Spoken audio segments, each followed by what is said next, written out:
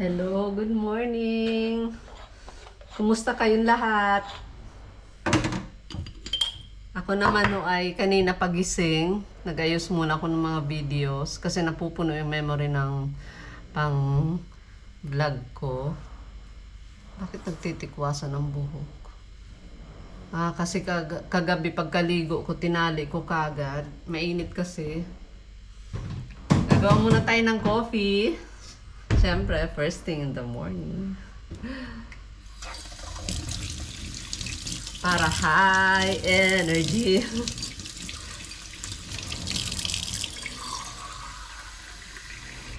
Pag nasanay mo talaga sa Italian coffee, hahanap-hanapin mo.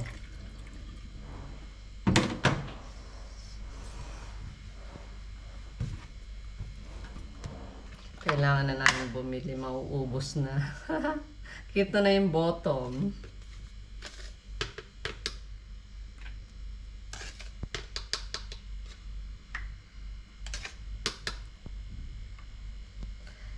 Mukhang mainit na naman ngayong araw na ito.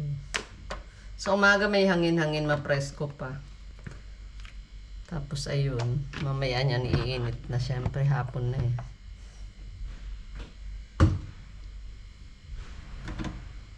Salang natin ito. Hindi ko nga masyadong tinapangan. Kasi gusto ko maraming coffee, pero ayoko nung sobrang tapang naman. Tama lang. Dati na kasing matapang ang Italian coffee. Kayang-kaya kang ipaglaban. Corny.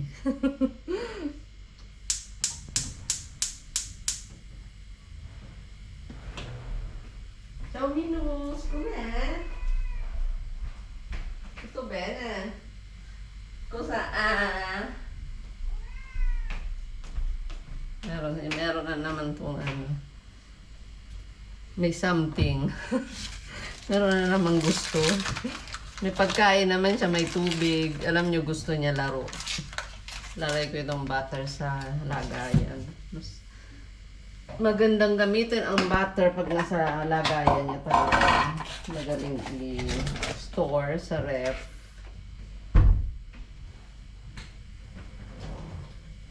Bakit kaya hindi ako makatulog ng maayos sa gabi eh?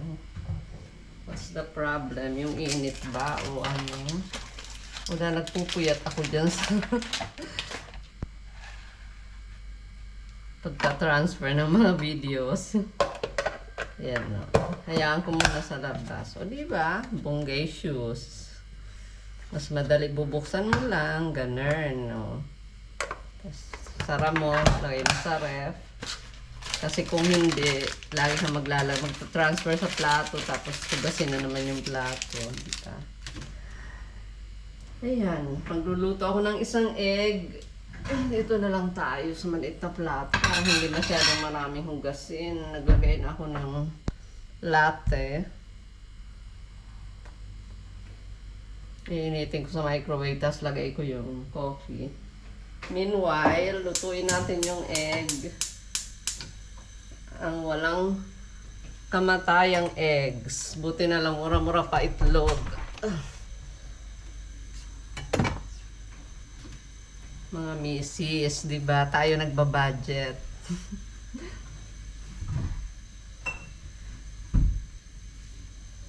Konti lang, wag lang dumikit. Dumikit man, okay lang yan. Lutong muna tayo ng egg. Ano ba pa karami ang battery na ito? Malapit na rin. Na-off pala.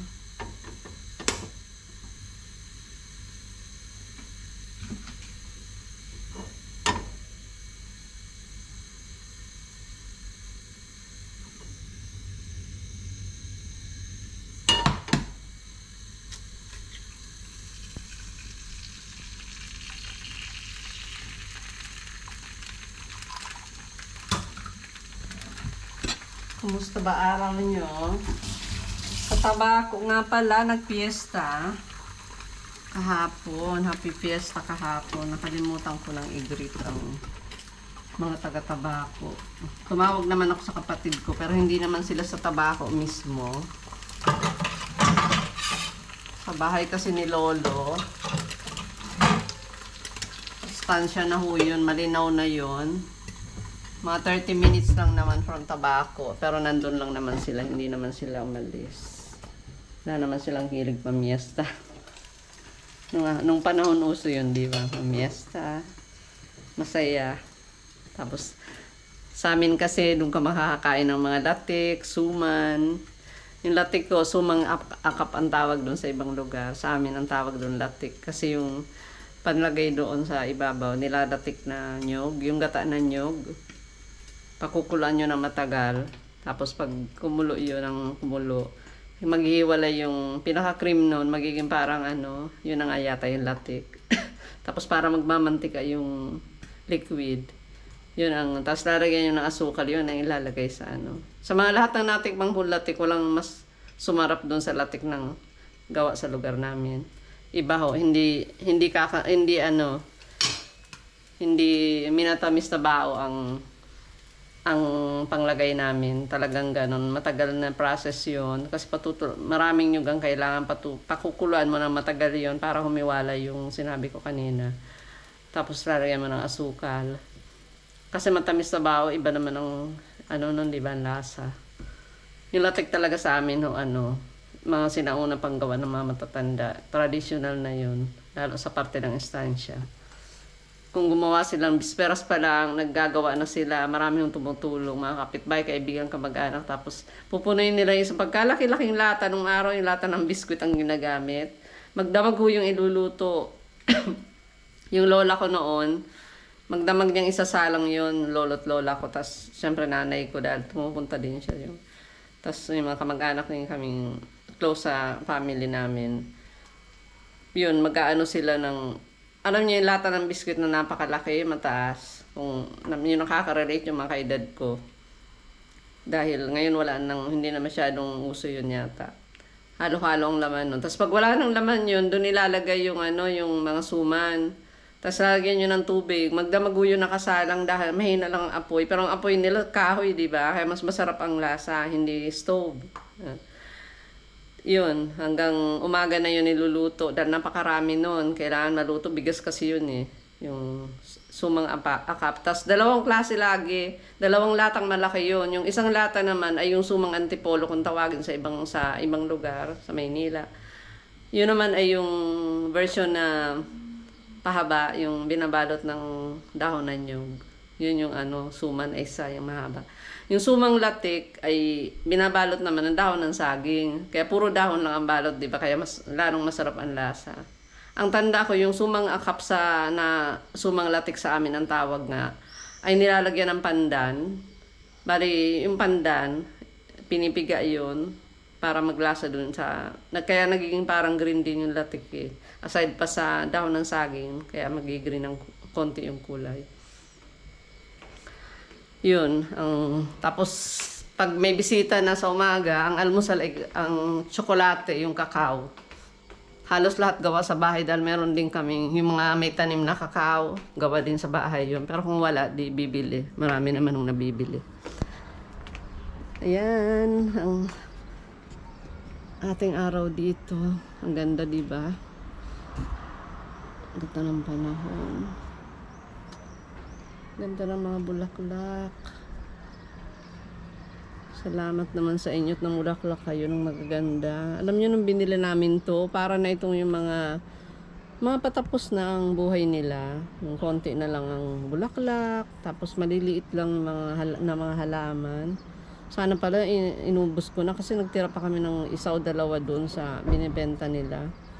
Maliliit lang ito, tapos nung tinanim ko, hindi ko naman sinasabing magaling akong magtanim, pero baka nahiyangan yung lugar kasi yung mainit dito sa umaga, katulad ngayon, di ba? May araw dito.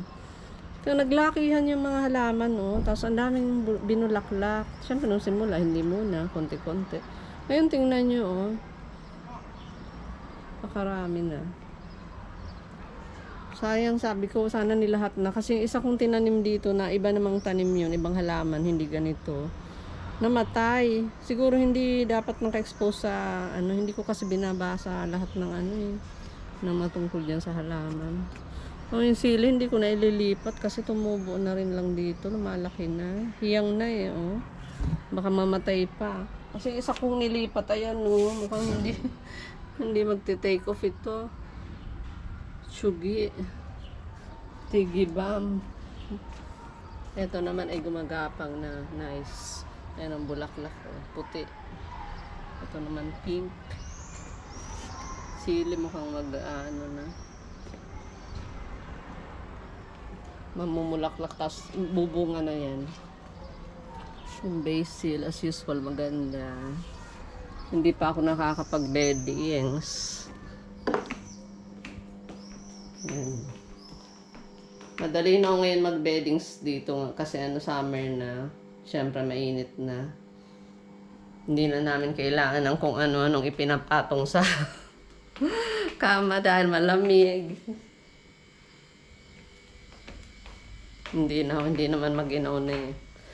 Dito ko muna para makakain ako ng almusal. Samahan niyo ako mag-almusal. Boiling ang ating coffee. Ayan. Off na natin.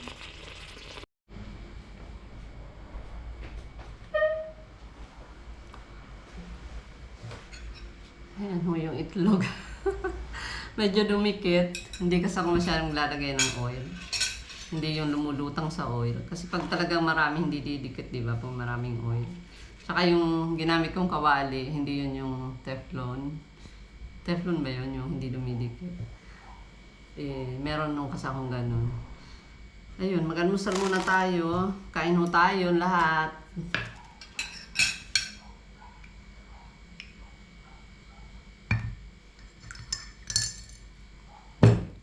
Alam niyo, mag-aalas 10 na rito ng umaga. Para sa akin, pag wala pang 12, maaga pa yun.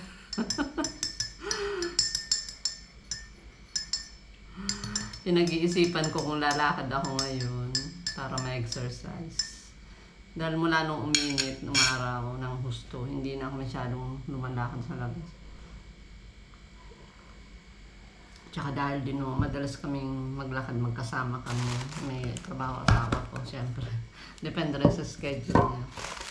Nakakaawa naman na pagdating niya, pagod na yayain ko pa. Pero kahapon siya nagyayaya kasi nga fiesta. Alam niyo naman, maraming mapapanood. Pasalamat muna tayo. Siyempre lagi tayo pasalamat sa blessings, no?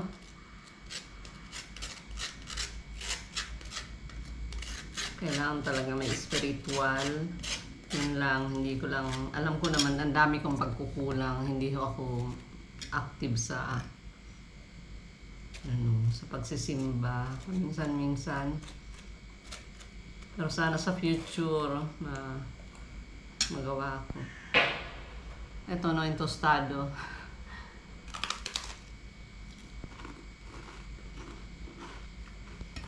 Pagka binuksan nyo ito, hindi na ito nasasarang mabuti.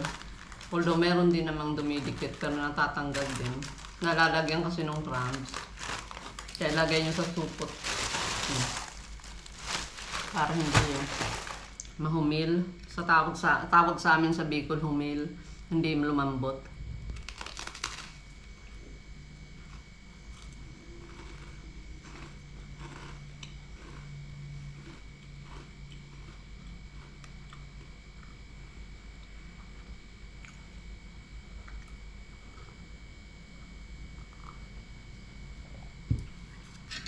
Sana ganito lang lagi, hindi yung iinit na gusto. Mahangin pa eh. Kasi nga lusutan yung hangin, bukas dito, bukas doon. Pero pag panahon ng lamig, wag na wag gagawin yun kasi pag may tinatawag ko dito pag tinamaan ng kurente, yung current, talagang pwedeng tamaan, sasakit itong mga ganito. Balikat. Kung saan ka tamaan, minsan liig, hindi parang kang robot, ilang araw mong hindi maigalaw, napakasakit nun. Yung iba ho nun, pag talagang grabe yung tama, tinuturukan sa, pumupunta sa ospital o sa pinuturukan sila.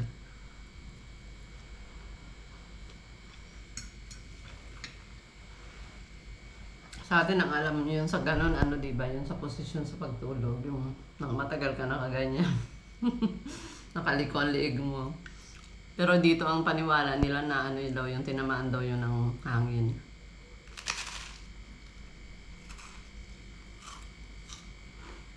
Eh, since nandito naman ako, naniniwala ako kasi sabi nga, when you're in Rome, do what the Romans do.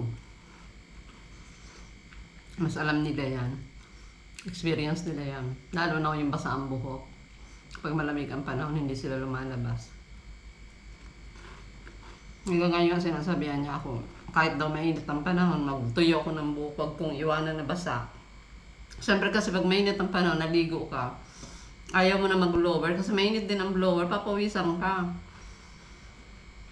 Tsaka hindi na, para ayoko rin yung masyadong nabublower ang buhok kasi baka, ay, buti hindi nalaglag. Kasi pag nalaglag may darating. Joke lang, okay lang naman may dumating. Wag lang bayarin.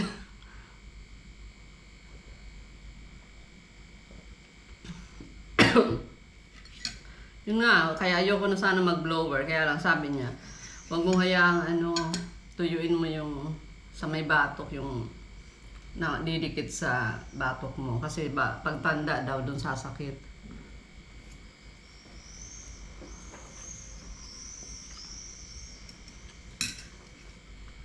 Kakatuwa naman yung bahay dyan sa tapat kong building.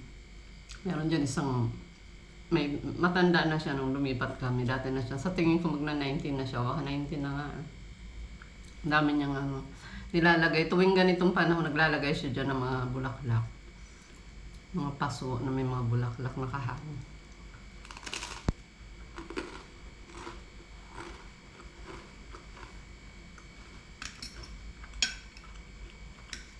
Kaya pag nandito ako, kita ko, bulaklak pa rin.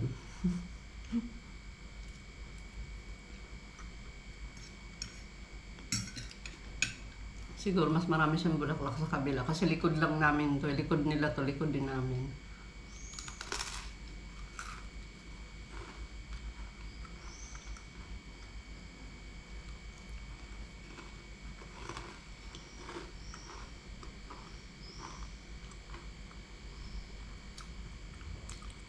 Kahapon tumawag ako sa kapatid ko sa Bicol.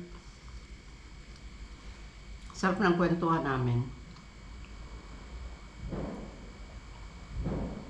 Tinanong ko nga kung nagpunta sila ng Tabaco kasi fiesta nga. Hindi na, matagal na daw siyang hindi. Alam niyo, mga lalaki hindi mahilig gumala. Mga babae lang mahilig. Tsaka hindi, yung kapatid ko kasi walang siguro nung kabataan, syempre may inom-inom din siya, ganyan. Ngayon wala, totally. Syempre, lahat naman ganun yun, pinagdadaanan sa buhay yung kabataan. Sigarilyo, inom, tapos yun, nag-decide siyang, tagal na rin siyang hindi, wala nang ganun.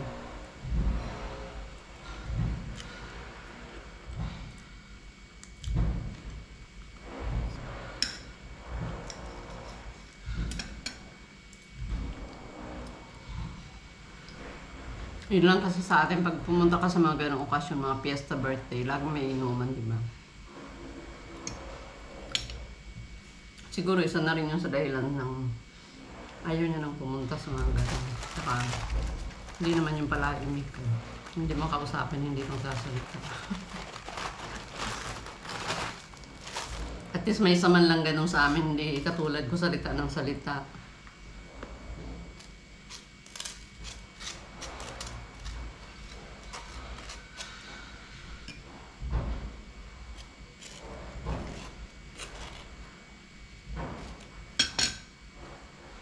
Kalawa.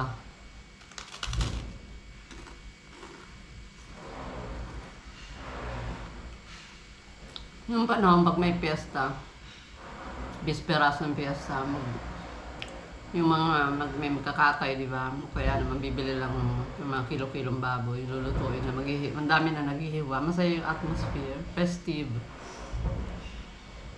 Hihiwa-hiwa na ng mga ang mga typical na niluluto noon, tanda ko igado, dinuguan, nung kumakain ng dinuguan. Tapos, ano ba yun? Ang dinuguan usually sa mga nagkakatay, kasi siyempre buong baboy yun, ano. Pero kung bibili ka lang, hindi naman masyadong dinuguan na pagbili ang kilo-kilo lang, hindi ka magkakatay ng sarili mong baboy. Saka yung parang mga apritada, menudo, yun, mga ganung luto, pampiestahan talaga ng panghandaan. Saka adobo, syempre, hindi mawawala na adobo ang matagal ang buhay niyan. Kahit yata 1 week na walang ref, hindi nasisira ang adobo dahil pinagmamantika nila.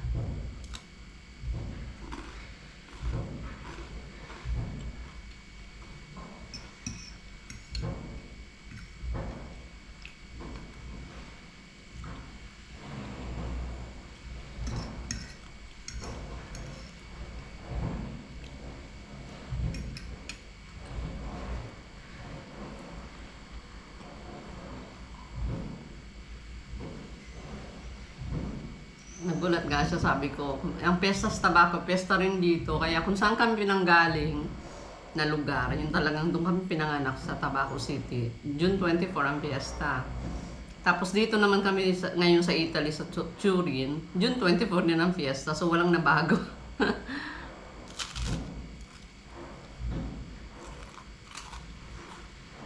Tapos tinanong niya ako kung naghahanda daw mga tao dito. Sabi ko wala naman, hindi naman katulad sa Pilipinas dito.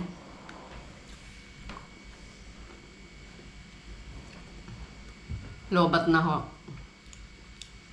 Thank you for watching. Keep safe. God bless. Bye for now. Mwah! Hello, good evening dito sa Italy. At dyan naman sa Pilipinas, kumusta? Sana masarap ang tulog nyo. Kadarating lang namin. Namili kami ng konti. Gusto sana namin kumain na lang sa labas, kaya lang sabi ko. Total namili na rin lang kami, nag-grocery, dito na kami kakain. Mainit. Nandito ako ngayon sa balkon. At least may balkon. Ang laking bagay pag nasa syudad. Kahit pa paano may balkon pa rin kami. Ito yung mga bulaklak. Medyo tuyo na naman yung lupa. Pero bukas ko na didiligin. Mas maganda yata magdilig pag umaga kaysa gabi. Kasi baka makasama, diba? Sabi nila pag ang init tapos bigla mong didiligan yung halaman. Kung hintayin ko naman ng mamayang gabi, malilate na masyado. Ayan. Ito yatang halaman. Ito gumagapang. Tutulungan ko na lang i-guide ko.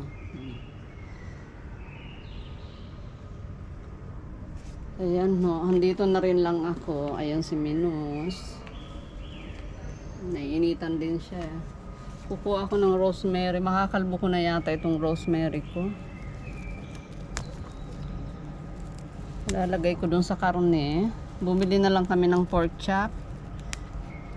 Para yun na lang kainin namin. Kasi syempre pag mainit ang panahon, ayaw natin ng mga may sabaw. Nung isang araw nagtinola ako. Syempre namimiss ko dahil pagkain natin yun. Alam niyo naman tayo mga Pilipino, diba? Kahit napakainit, nagsasabaw tayo. Hindi mabuhay ng walang nilaga, sinigang. Kukuha ko rin tayo ng basil.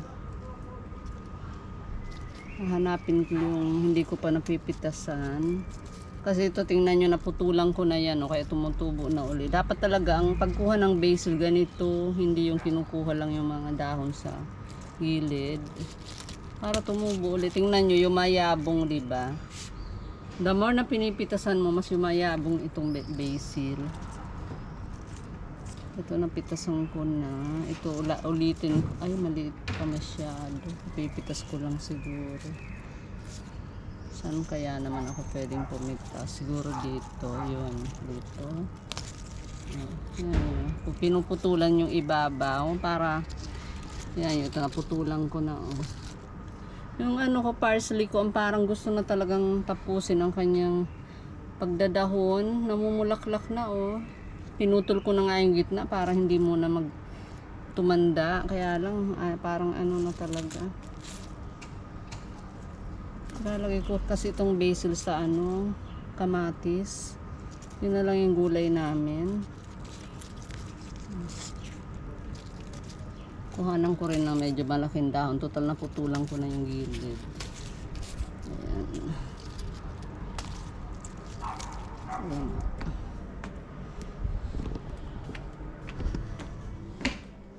Ayan, medyo may hangin-hangin na. Against the light ako kaya madilim. Subukan ko itong ano. Binago ko yung settings itong GoPro.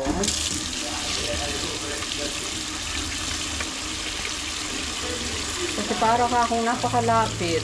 Pag nagre-record ako, lapit-lapit ng mukha ko, saka yung mga pinukunan ko. Ilalagay natin ito dito sa... Alam niyo kung nilalagay ko dito, yung sodium bicarbonate. Kasi nakaka-disinfect yun. Pag hindi kayo sure na yung binili nyo ay hindi organic products, hindi biological. Baka may mga spray. Sa bacteria na rin. Ang ginagamit dito para malinis na mabuti yung mga ganitong prutas, gulay, amukina, o kaya yun nga yung sodium bicarbonate ang ginagamit. I-ready ko na yung paglulutuan ko. Lagyan lang natin ng konting butter. Ayan, parang okay itong bagong settings, hindi gaanong malapit din ang mukha ko ang nagsasalita.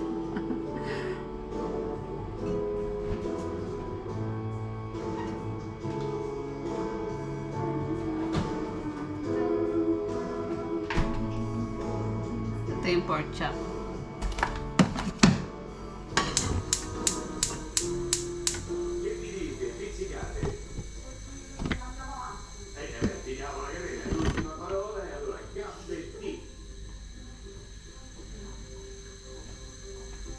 Nagpe-prepare ko ba muna pala ako ng mesa habang hindi pa naman ito.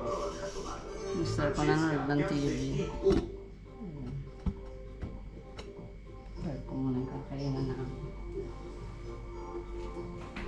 Tunnel. Perché Francesca? Perché quando io gioco con Tommaso, ad esempio, faccio fare il tunnel da lì. No, io vengo il tunnel da lui. Ok, Tommaso ha 3 anni e mezzo. Finita, c'è tutto l'arrangiamento in memoria dell'indizio principe. Ganyan ho talaga dito pag kumakain. Ang table, kahit may mantil ng plastic, nilalagyan pa rin namin ng tablecloth para lagi malinis. Kasi alam niyo bakit? Naglalapag sila ng tinapay sa lamesa. Minsan naman nasa plato yung tinapay. May lagayan talaga ng tinapay lalo sa mga restaurants. Pero yung sa mga bahay lang, may habit ho silang gano'n na inilalagay lang ang tinapay. Yung talagang dapat malinis yung kainan. So, nilalagyan tablecloth, tapos yung ipapagpag, tapos titiklopin, tapos mga siguro 2-3 gamit. Tansyado nyo naman kung marumi na, di ilalabhan na. Ganun ho, di ang style nila dito. Hindi gaya sa atin, di ba? Hindi man tayo mahilig sa tinapay. Di ba kanin tayo, kaya nakaplato naman. Hindi naman naglalapag ng pagkain sa lamesa ng direct. Kaya ganun ho sila dito.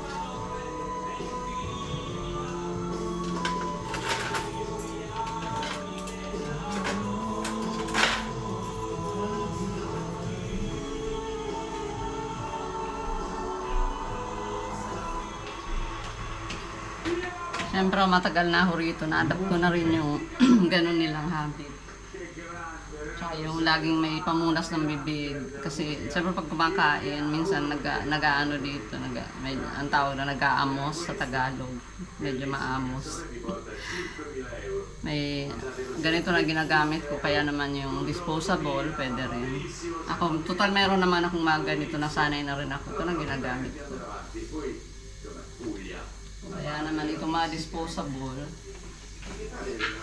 mga ganitong disposable, pagkatapos itapon na, wala ka nang lalaban. Lagi naman naglalaba, kaya ginagamit ko yung, yung washable. Lagyan natin ng konting butter. Ito ba?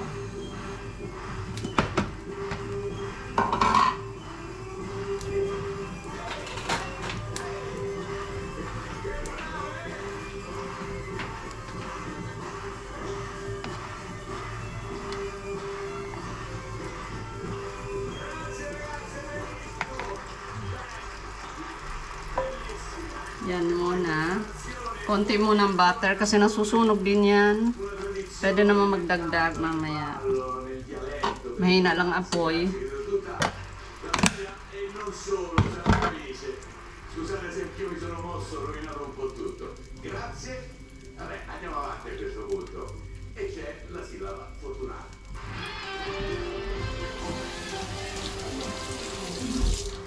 Allora, prima ci si prenota e poi si cerca di Lagay yung rosemary para maglasa. l'ultima parola che ti bloccherà 5.000 euro. Vediamo la prima sillaba. Alam niyo kung bakit ang tamlay ng boses ko? Kasi pag ganitong mainit ang panahon, nanghihina ako. Kailangan ko talaga siguro ng uminom ng vitamins pagka ganitong panahon. Alam niyo yung magnesium tsaka yung potassium. Yun na talagang iniinom dito kapag yung uminit ng panahon. Kasi parang bumabagsak yung presyo ng tao. Mas malakas ako pagka yung winter, yung maginaw. Nasa kondisyon yung katawan ko. Pag ganito, parang ako nanghihina. Kanina, hinang-hina ako. Ginawa ko, humiga ako sa kama, dumapa ako.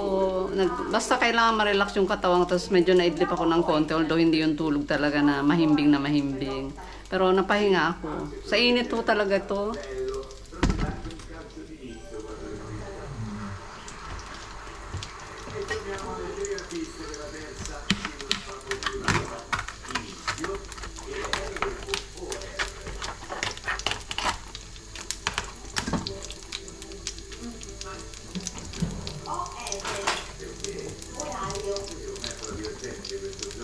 Lalagay ko na. Wala akong salt ito. As is lang.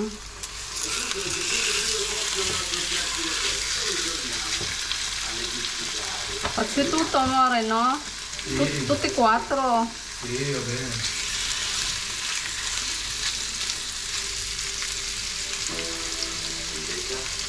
Tutto 4. Ayan ho. Hindi ito dapat lutuin ng gusto kasi di ba tumitigas ang karning ganito na walang taba. Parang nagiging makunat. Saka natutuyo. Hindi ko muna inaasinan kasi ang tips sa pagluluto ng karne ayon sa mga experts. Hindi ako yun. Natututunan ko lang kasi pag hilig mo isang bagay makikinig ka dun sa mga diba? Mga simple tips pero mga mapapahinabangan natin. Pag inasinan agad pala, tumitigas, nakakawala ng liquid pati, kaya parang natutuyo. Kaya nga ho yung mga daing, di ba, maraming asin, di ba, natutuyo, talagang walang tubig yung katawan, no? Kaya tumatagal buhay ng mga daing, mga dried fish. Saka yung mga salami, maraming asin yun eh. Madali naman yung mag-asin pagkatapos, kaka makokontrol nyo, kaysa yung lalagyan mo na, tapos lalagyan naman.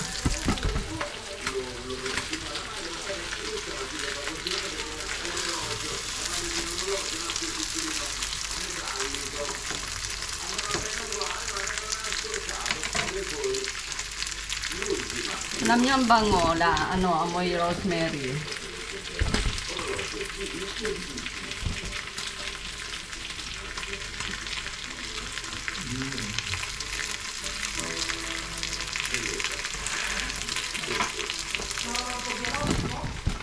Muna kayo sa partek ko. Tingnan niyo muna, hiwain ko. Hiwain ko muna itong kamatis.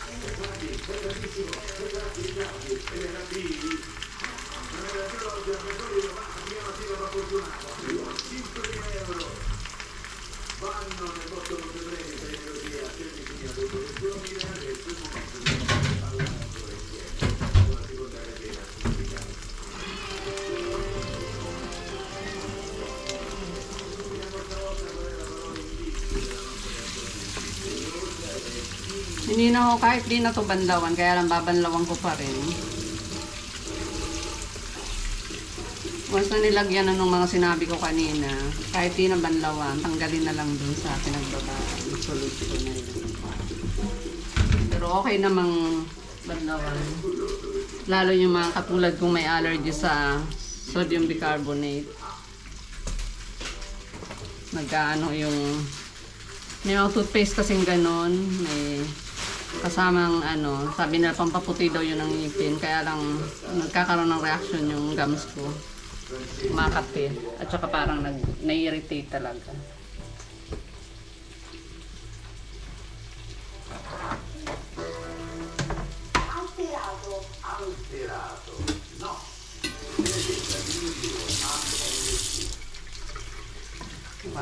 ito.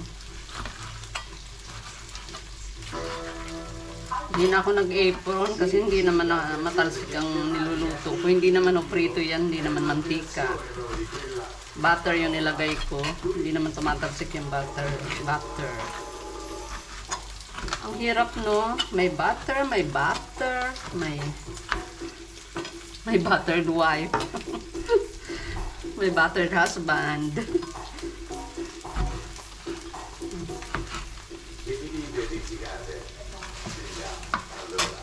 Wala kaming gulay eh. Meron lang dyan 3 carrots. Ayaw kasing mag-stock.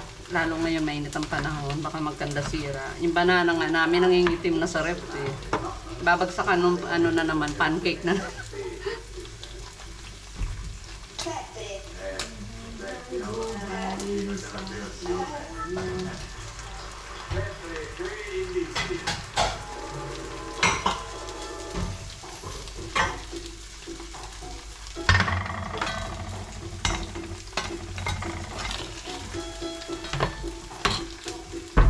Bilis-bilisan ko.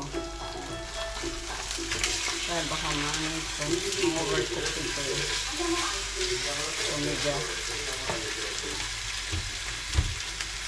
Ito nga kamatis, may mga ganyan na. Kasi tinanggal ko na yung parting parang nasisira na.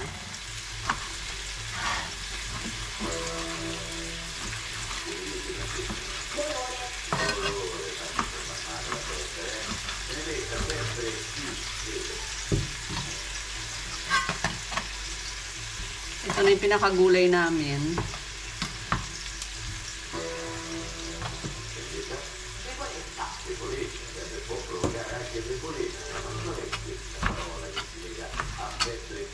Para presko. Kagabi ang kinain na namin ay parang potato fries. Style French fries. Niluto ko lang doon sa air fryer. Pero konti lang doon.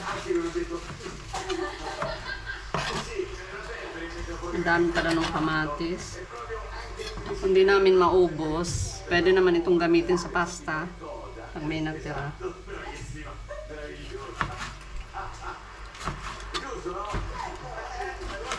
Kaya ayoko talaga mag-stock ng, pag nasa city ka lang naman, ayoko mag-stock ng mga ganito.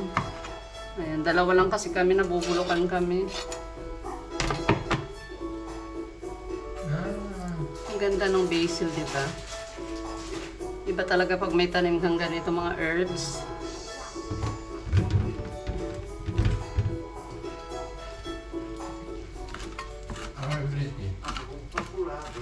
Alam niyo, gusto ko ang basil. Nakakain ko itong ganito. Para akong kambing. Ang hilig ko sa basil. Kahit ipakain nyo sa akin yan lang talaga. Wala kahit anong halo kakainin ko. Tsaka yung arugula, yung rucola ang tawag dito. Gusto ko yun. Yun ang mga una ko nagustuhan ditong mga gulay. Yung arugula. Kaysa sa mga iba pang salad. Ayaw ng iba kasi mapait daw, pero ako gusto ko yun. Ayan na yung natin, steak natin. Oh.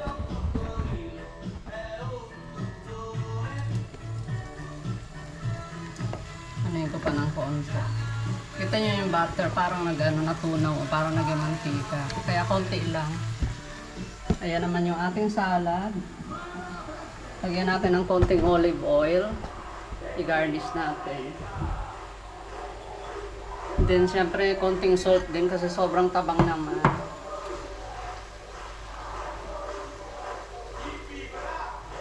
Ito ang ginagamit kong lagayan kasi magaan lang. Mas effective to kaysa dun sa mas madaling komportable ako dito kaysa dun sa mga lagayan talagang nabibili. Kasi minsan may mga ganda akong nakatabi, lumalabas dito sa gilid pag ginanyan ko. Ito hindi talaga, di ba yung sa soy sauce to?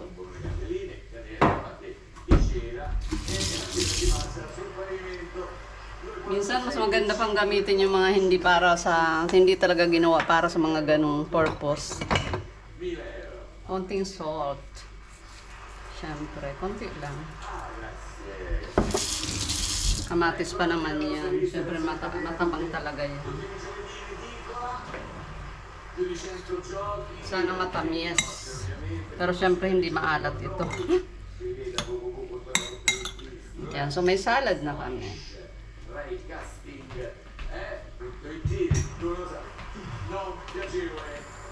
Alam niyo, gutom na yung asawa ko na yan dahil pumapasok yung sa trabaho ng namin.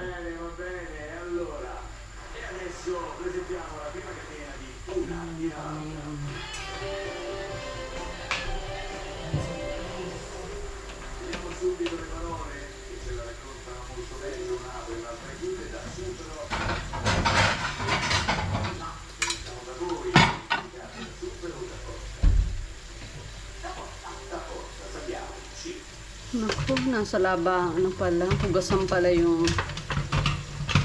ipangsipit ko ng ano. Buti may reserba akong isang ganito. Napaka-importante sa akin ito. Nilagay ko pala sa dishwasher yung isa ko. Pwede na ito dahil titigas ito eh. Sa kanya ang green, sa akin itong ano. Green plate sa kanya.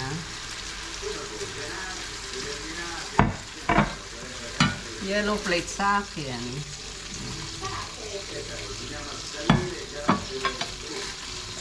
Tapos ilagay pa natin yung dalawa. Hinaan lang natin ang apoy. Although dapat hindi mahinang apoy talaga nito. Pero syempre, ayokong masunog yung ano. Di bang steak? Hindi naman ho kasi to ano, hindi naman nga pala to beef. Pork chop to eh.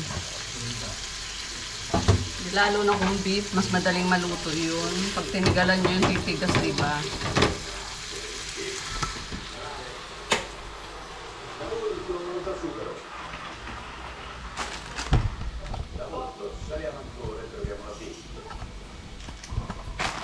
Amore, mi vede da qui? Ho troppo buio. Un po' buio. Così? Sì, così va bene. Sì. Meglio? Sì, va bene.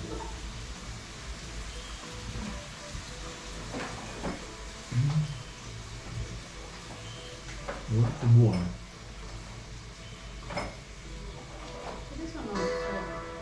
Quello per aprire... Buono. Forse l'hai messo qui.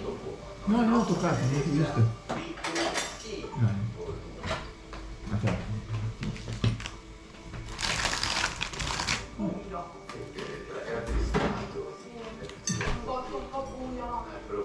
Ah, calda.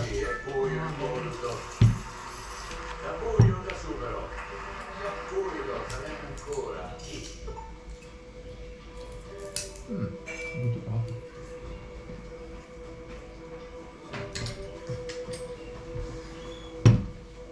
Buio.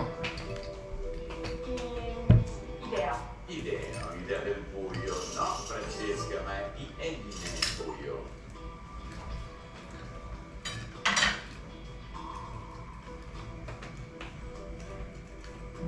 Tanto brutto. Si trova bene. Interiore. Avere il buio Intimo? buio INC. No, incluso, incubo, incubo. L'incubo al buio. È così, Ah, incontro. C'è assaggiare una qui. esiste. Vuoi una così? Vuoi Eh? una? No, no, va bene per il bicchiere che proprio assaggiare. Lei ha 15.000 euro, cosa dica supero e incontro con la lettera D. Cheers! Benedetta? Diretto, no. Terapiste, tra supero e incontro la lettera O. Mi piacerebbe un po' più fresco. Ito ancora nel frigo. Così prende ancora. Ah, prima fa un po' nel frigo, ancora un po' calda. Dosso. Dosso, no, supero un dosso, un dosso, no. Benedetta, tra supero e incontro di OB. Non ce l'hai il coltello.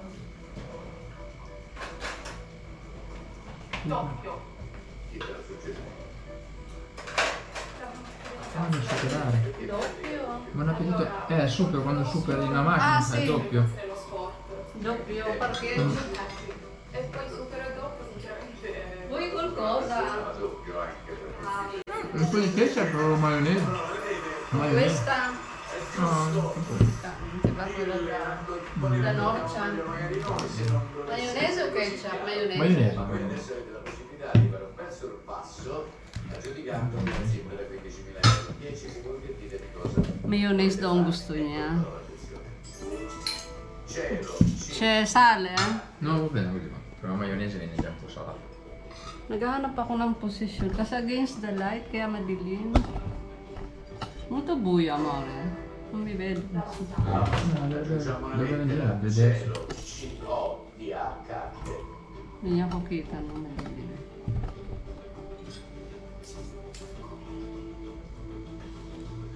Cielo. Le parole, Francesca. Cielo, coperto, tavolo, carte. Ah, Virginia, che gli hai detto adesso? Eravamo indecise. Perché la fortunata, sei indecisa. C'era perché c'ero coperto quando è nuvoloso, i coperti la quota fissa che si paga il tratto dei ristoranti per la tavola. Apparecchiata, mettere le carte in tavola. E il sorpasso arriva 42.000 euro contro 39.000 euro. Bellissima partita. E Kain po tayo. indagare un po' di più. Okay po tayo. Come con il nostro quadro, come Segundo tempo.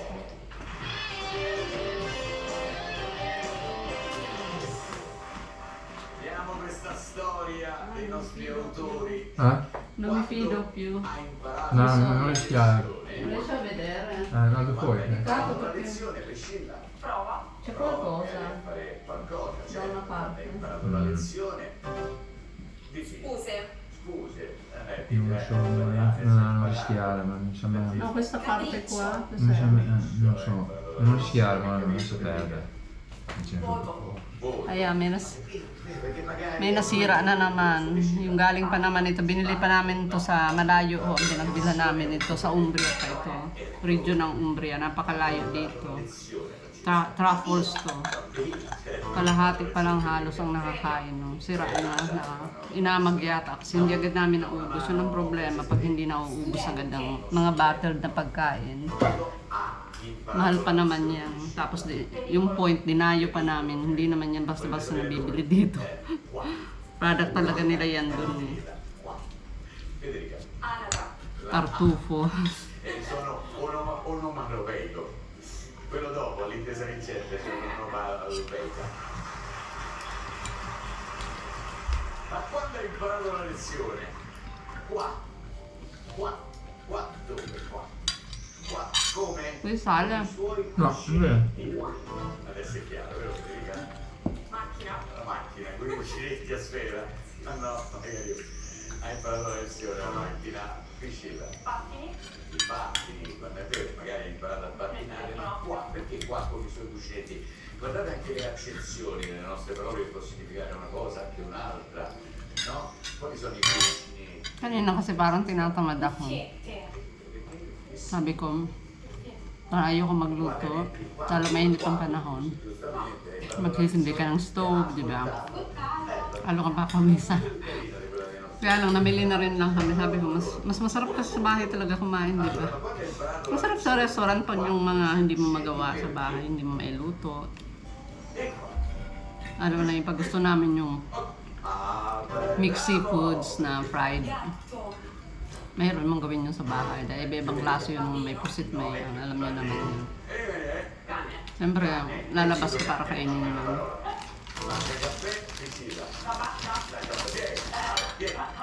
Pero sa bahay naman, komportable ka nakaupo ka, hindi ka na kailangan magbihis. Nanonood ka ng TV, paborito mo panood din na program. May paborito kasi kaming show na pinapanood pag kami. Ganitong oras. Con i suoi cuscinetti. Habang kumakain. Guardano come sul pazzo e ci avete ragione perché gli hai chiesto Sayang ano, yung spread na, truffle spread, sayang. Ang sarap nun. Pallina. le Lagay sa karne dito sa ibabaw. Kaya tinapay. Mano, Bale. Off ko muna. Thank you po sa panonood nyo. Have a nice time. Saan man kayo naroroon. Salamat sa panonood at sa pag-subscribe at pag-like. Kung sino man yung mga nagla-like sa akin, mag-subscribe at nagla-like at nanonood. Bye for now. Perché ti ho chiesto di dartela da bravo